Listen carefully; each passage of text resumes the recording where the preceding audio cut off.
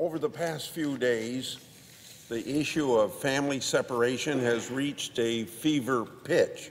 All you got to do is look at the daily newspapers or cable television and you know that that's true. This is a crisis that has been brewing since a surge of young migrants across our border way back in 2014, just now reaching a new peak. I've said it before, and I'll say it again. I find it ridiculous to suggest that members of my political party, the Republican Party, somehow support the idea of separating families. No one wants families separated. No one wants to see families exploited. To suggest otherwise is to feed the frenzy that has been whipped up over the last few days. Lost in this frenzy is the reality that the only group standing to truly benefit while America is divided here are smugglers, drug cartels, and human traffickers. They know about the weakness and the loopholes in our current immigration laws, and they aren't afraid to use those weaknesses and those loopholes, because for these people, it's all about profit for them. So smugglers, drug cartels, and human traffickers don't then care about human lives. Back in 2015 and 2016, I questioned the Obama administration's Department of Homeland Security after receiving reports that human trafficking was increasing and some smugglers weren't being arrested even after smuggling people across the border dozens of times. The lack of consequences emboldened these smugglers. At that time, I also asked the Obama Department of Homeland Security about a dangerous tactic used by smugglers to pair kids with unrelated adults to create the appearance of a family unit. And that very word, appearance, is very key here. Knowing the legal loopholes better than most, these smugglers knew that our laws, like the Flores settlement agreement, prevented family detention. Flores versus Reno effectively prohibited the government from maintaining custody of immigrant children even when they are with their families. Through this agreement, the government sent the message that if you come alone, you'd be detained. But if you come with a family, and as a family, you'll likely be released. Now, understanding this, these smart smugglers knew that they could sell this false freedom and build a cruel new business model. In 2015, I was horrified to learn that human smuggling rings were exploiting children and selling them to the highest bidder to get to the United States and avoid detention. That's right. Smugglers would use kids like pawns in an effort to help adults avoid detention when coming across the border. To truly help families, any solution we come up with must protect against this evil stunt by the smugglers. Department officials reported that kids were being kidnapped and adopted and then smuggled with their unrelated adult so-called family member to the United States. U.S. government officials would work closely with foreign officials trying to locate and safely return these kidnapped children to their mothers and fathers. Unfortunately, this doesn't always happen.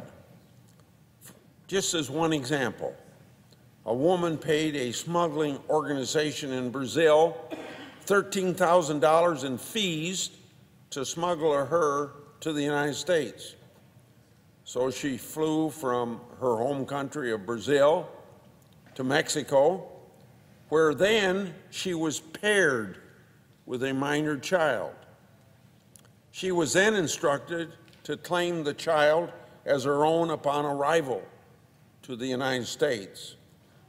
After learning about this scam, ICE intervened and the woman was removed. The child, however, was never found. She'll never be reunited with her real family. She's likely separated from that real family forever. And that's all because the flaws in our current immigration system permitted and even encouraged her to be trafficked. I heard just yesterday that the Customs and Border Protection have temporarily stopped referring cases for criminal prosecution. But that is exactly what the Obama administration did during their tenure. It's exactly why we're dealing then with this terrible situation in the first place that separates children and families. Failure to refer cases for prosecution will only give a green light to these smugglers, once more putting the very kids at risk that we're worried about protecting, and we ought to be worried about protecting them. Now this tactic of creating fake family units isn't new and isn't limited to just a one-time deal. Last week, Secretary Nielsen reported that this tactic is still being utilized.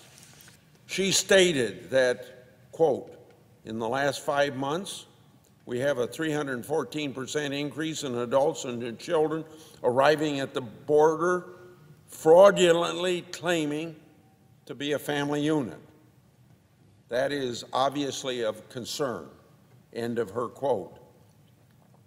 These fake family units are often provided with fraudulent documents to support that the group is actually a family unit when we all know that it's not a family unit.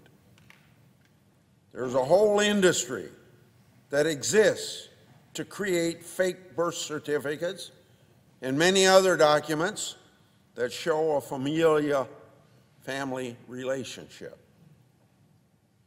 As the tactic to create these fake family units became more popular, the underground market exploded. Smugglers are very smart, and many of them are masters at gaming our own immigration system. So let me reiterate that the way the Flores versus Reno agreement is currently applied, the government can't keep children, immigrant children, even if they're with their parents.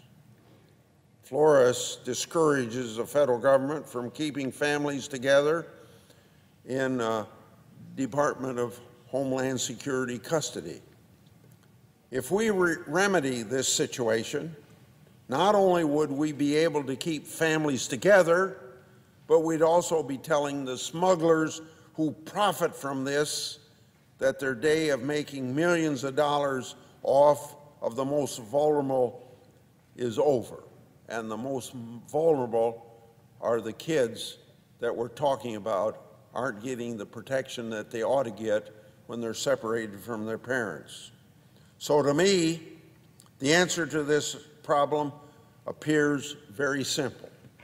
We should repeal the Flores decision only as it applies to accompanied children so that the Department of Homeland Security can keep families together in family residential centers.